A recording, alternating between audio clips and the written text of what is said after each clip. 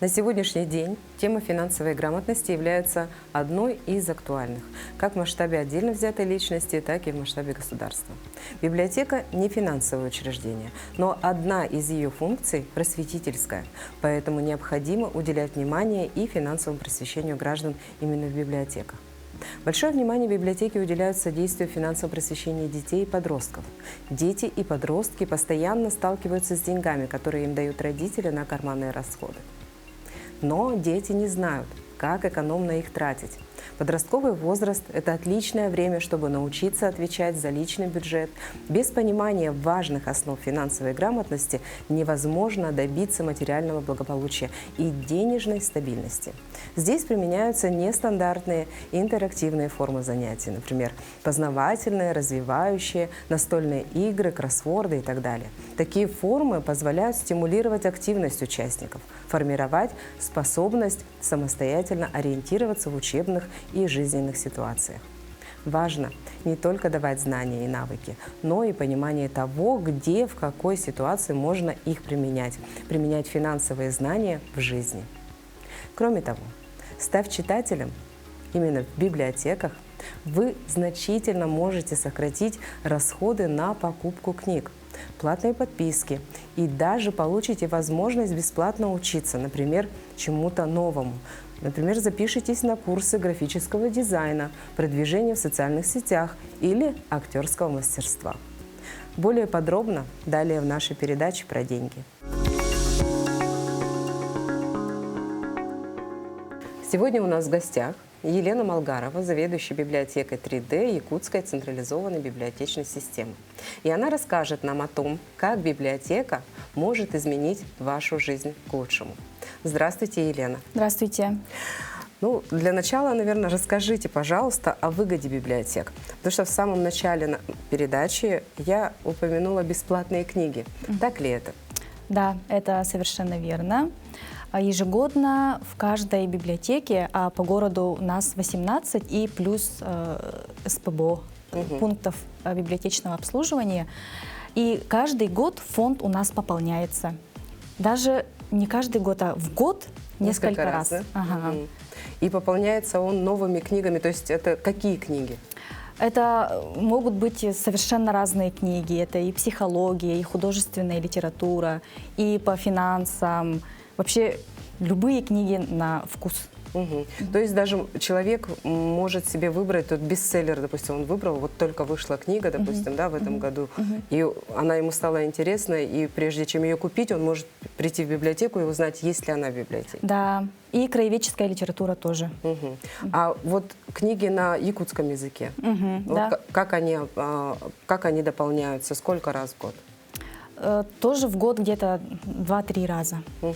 И то есть все новинки, которые есть у нас вот именно в Якутии, в Якутске, все эти новинки можно найти на книжных полках библиотеки. Да, совершенно верно.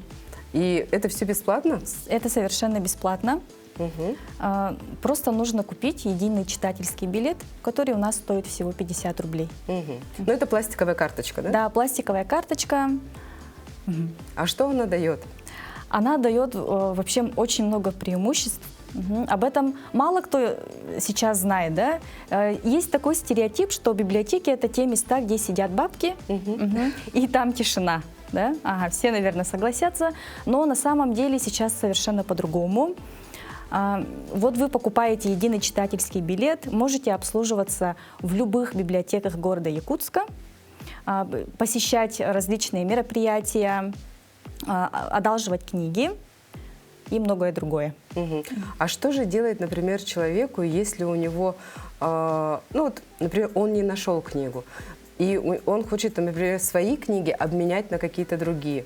Есть ли такая услуга у нас в библиотеке? В каждых библиотеках у нас есть полочка буккроссинга, где каждый человек, желающий, может принести свои книги, положить туда и взять другие книги. Те, которые ему будут интересны. Да. А бывает такое, что люди привозят книги в библиотеки? Да, часто бывает.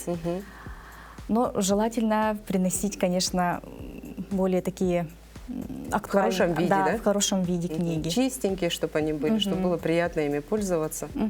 Да. Не рваные, да? Да. Да.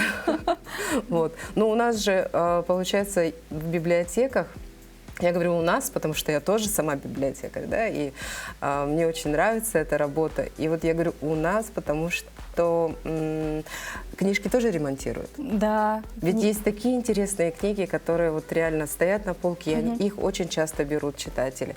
И эти книги уже не выпускаются, допустим, да, изданием. И вот есть же такая услуга? Да, есть такая услуга, где у нас сотрудники ремонтируют наши книги. Кроме бумажных книг, многие предпочитают читать электронные книги. И вот действительно ли читатели библиотек могут стать, вернее, там, подписаться, да, бесплатно на Литрес? Да, совершенно верно. Давайте расскажем нашим телезрителям, как это сделать бесплатно. Чтобы получить бесплатный доступ в Литрес, все мы знаем, что такое Литрес. Это большая площадка, в которой очень много-много-много-много электронных книг. Читатель приходит к нам, оформляет единый читательский билет, и параллельно с этим также можно еще и оформить вот подписку на Литрес. И тогда человек может абсолютно бесплатно читать в Литресе книги. Ну, там тоже у него получается доступ в личный кабинет. Как библиотека будет? Это же не на всю площадку Литрес? Или на все может использовать? Или он заходит только в личный кабинет, и вот у него есть электронная библиотека, где он может взять, например, 4-5 книг? Да, кстати, такое было ограничение, но все равно там очень много книг.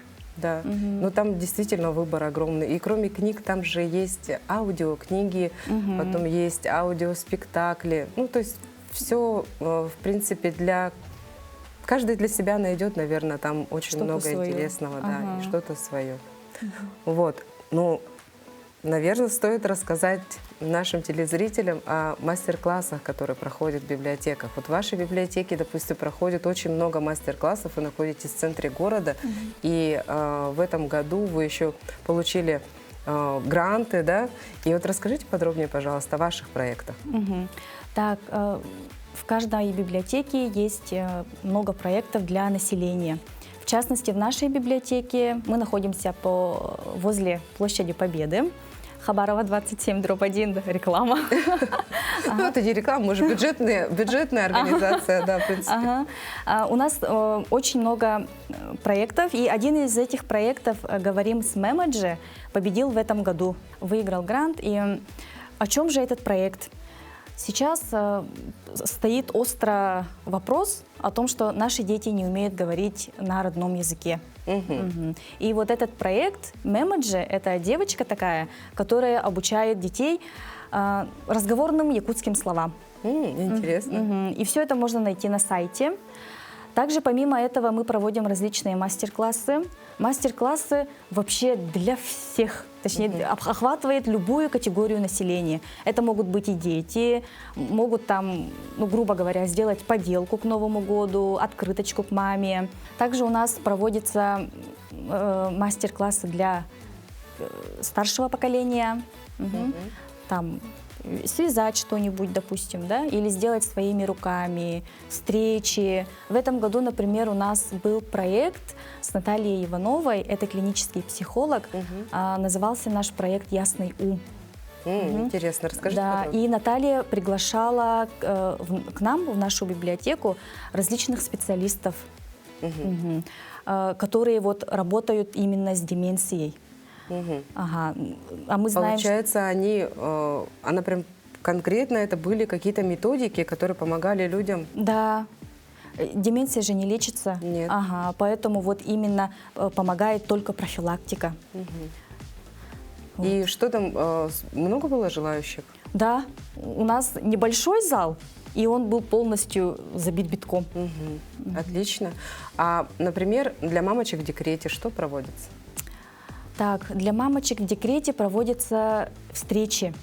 В каком-то году, например, у нас были встречи с фрилансерами, которые вот тоже, сидя в декрете, нашли свое дело. Они как-то вот замотивировали наших мамочек, нашего округа.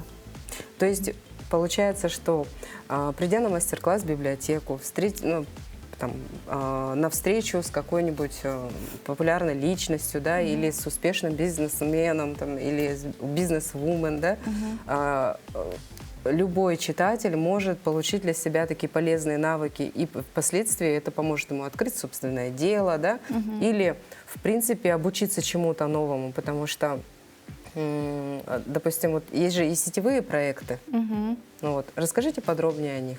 Так, сетевые проекты. У нас есть один сетевой проект, не один, а их много, но самый популярный из них — это финансовая грамотность. Как пользоваться финансами, мы учим деток прям с младшего возраста. Проводятся различные библиоуроки, квиз-игры вот на тему финансов. Также есть комиксы, финансики и много всего остального. Да, и даже сняли мультсериал, да, кстати, 10 серий, и это было сделано руками библиотекарей. Абсолютно уникальный такой продукт по финансовой грамотности, который на 2 языках, и вот буквально недавно еще сделали сурдоперевод. То есть там девочки постарались так, что сейчас детишки с ОВЗ могут смотреть и сразу вот с сурдопереводом. Интересно тоже, да? Да, такие талантливые люди работают у нас. Да. У нас действительно работают талантливые люди, и люди, которые создают такие проекты, которые интересны и которые помогают развиваться человеку, получать что-то новое. Вот. И кроме таких проектов у нас в библиотеках же есть еще экскурсии. Да, это моя любимая тема. В каждой библиотеке, мы сказали, что их 18 по городу, сотрудники проводят экскурсии по своему округу. Например, 15-й филиал проводит экскурсии по старому городу, по истории создания, а мы, 19-й филиал, проводим экскурсии по Губинскому округу. Почему, например, кто-нибудь, наверное, задумывался, да, почему Площадь Победы стоит именно вот там? Сейчас, да? Давайте расскажем телезрителям, почему. Оказывается, Площадь Победы стоит именно там, потому что именно с того берега, раньше-то река Лена была полная, и именно, там бы не было, да? Да, и с того берега бойцов провожали во времена Великой Отечественной войны. И вот этот памятник, который стоит рядом с танком, получается, да, в самом начале Площади Победы, вот он как раз символизирует именно этот момент. Да. Очень интересно. Действительно, изучать историю города, изучать историю своей республики, да, это же тоже такая часть патриотического и воспитания, и вообще восприятия человека своей родины. Больше узнавать, это, мне кажется, очень интересно. И вот мы в Мархе тоже проводим пешие экскурсии. И, там у нас такой более углубляемся в историю очень далеко, потому что там сохранились дома скопцов. Да, и вот очень интересно, да, смотреть даже само строение, как они это делали. Ну, уникальные методики, конечно, они там применяли, да. И вот очень интересно. Вот это тоже пешая экскурсия, пешком в историю она называется. Вот. И мы с удовольствием тоже проводим экскурсии, рассказываем об этом, потому что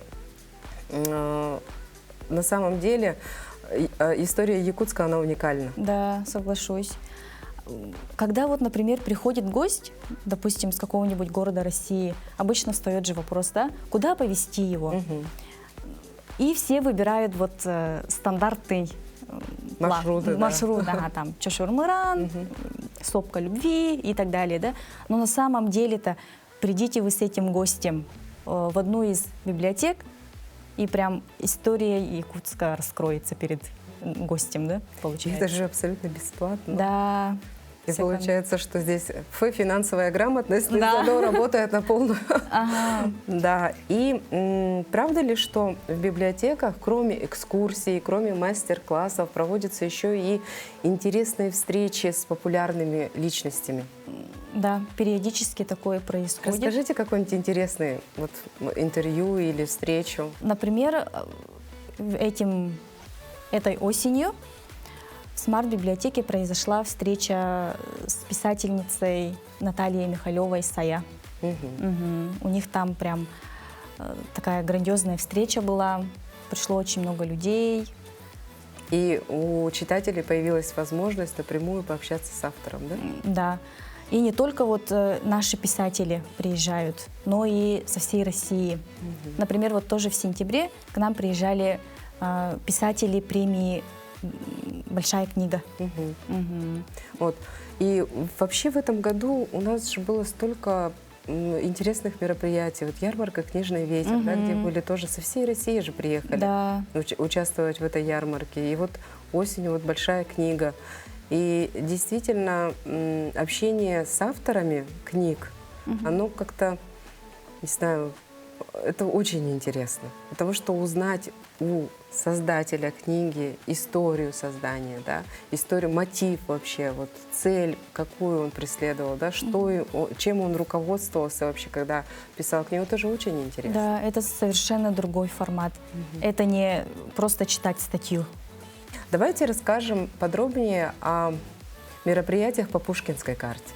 Ведь это же тоже одно из самых популярных направлений и в сфере культуры, и в образовательной сфере. Старшеклассники с 8 класса получают возможность оформить Пушкинскую карту, и там есть целых 5000 рублей, Да. которые они могут потратить на культурные мероприятия. И вот как библиотеки работают в этом направлении? Библиотеки работают прям с начала оформления Пушкинской карты. То есть, если ребенок с родителем не знают, как оформить ее, они могут прийти в любую библиотеку, и мы вам поможем. То есть у нас есть сектор электронных услуг, да, это тоже бесплатно. Да, совершенно бесплатно. Можно оформить ее, зайдя в госуслуги. И потом вот эти деньги можно использовать на различные мастер-классы, курсы, квиз-игры, которые очень актуальны и востребованы. А на какие темы проводятся квиз-игры? Ой, абсолютно на разные темы. Там есть и аниме, и краеведческая игра тоже имеется. Вообще в каждой библиотеке есть своя тематика. И в каждой библиотеке проводится вот, основной набор именно квиз-игр для старшеклассников. Ну, в среднем сколько по Пушкинской карте может ребенок потратить в библиотеке? Ну, чтобы посетить мероприятие, там, сколько стоит средняя цена? Средняя цена 150-200. Ну, это не так дорого, в принципе. Там, если он хочет полезно отдохнуть, да? То есть если ребенок хочет полезно отдохнуть, то лучше это сделать в библиотеке, в хорошей компании своих друзей, да, одноклассников, и спокойно поиграть во что-то, получить новые знания. И это прекрасная идея. Да, можно даже посетить курсы графического дизайна, например. Хотелось бы, чтобы в конце нашего интервью вы дали несколько полезных советов нашим телезрителям. Я бы хотела пожелать телезрителям, чтобы они почаще приходили к нам в библиотеки. Если они хотят прочитать любую книгу, они тоже могут прийти к нам. Если они хотят научиться чему-то новому, то опять же наши двери открыты для них. Благодарю вас за интересное интервью, Елена. Надеюсь, что мы еще с вами увидимся в нашей передаче. До новых встреч. Спасибо, до новых встреч.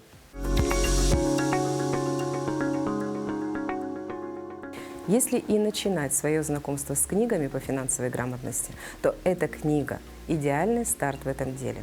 И сейчас я вам дам краткую рецензию, чтобы создать мотивацию ее прочитать. В первую очередь, книга написана очень понятным и доходчивым языком, что позволяет разобраться в ней и вынести из нее как можно больше полезной информации человеку любого возраста и склада ума. Во-вторых, эта книга дает самые основные и полезные знания и мысли, которые необходимы вам, если вы хотите быть финансово грамотным человеком. Обратите внимание на экран. Там вы видите книгу Роберта Кийосаки «Богатый папа, бедный папа». Это книга об основах финансовой грамотности и важных принципах, которые могут изменить ваш взгляд на деньги и их управление. Далее вы видите книгу Джорджа Клейсона «Самый богатый человек в Вавилоне». Увлекательное повествование, заложившее важные принципы финансового планирования и в том числе о сохранении средств для будущего. Следующая книга – это книга Бода Шефера «Мани» или «Азбука денег». История полезна как для детей, так и для взрослых и рассказывает основы накопления и увеличения дохода. Не забывайте применять полученные знания на практике. Лучшие обучающие книги для детей, они дают возможность научить ребенка правильно распоряжаться деньгами. Эта задача не из легких, но можно сберечь свои нервы и время, если вы воспользуетесь нашим списком книг. Автор Татьяна Попова. «Волшебный банкомат» – это веселая и поучительная история о Кате и Сереже, которые оказались на сказочном острове с волшебным банкоматом. Евгения Близковка написала книгу «Дети и деньги». Это самоучитель семейных финансов для детей. Ребенок научится рассчитывать бюджет, сравнивать цены разных товаров, оценивать, насколько та или иная покупка оправдана. Сергей Федин написал книгу о финансовой грамотности «Азбука» в сфере финансов для учеников начальных классов. Из нее можно узнать историю возникновения денег, что такое доходы, что такое расходы и как научиться откладывать на большие покупки. Еще одна книга Бода Шефера «Пес по имени Мани» или «Азбука денег». Это приключенческая история о девочке Кире, ее друзьях и собаке по имени Мани. Герои мечтают разбогатеть и ищут самые эффективные способы, как это сделать. Джерри Бейли и Фелиция Ло «Твои деньги». Это книга для подростков о разных способах заработать деньги. Чтобы не зависеть от родителей, также ребенок узнает, чем опасны азартные игры и прочие сомнительные схемы заработка и почему они не помогут накопить, например, на велосипед. Ходите в библиотеки и смотрите передачу про деньги. С нами вы точно станете финансово грамотным. С вами была Рита Якушева и передача про деньги. До новых встреч в эфире.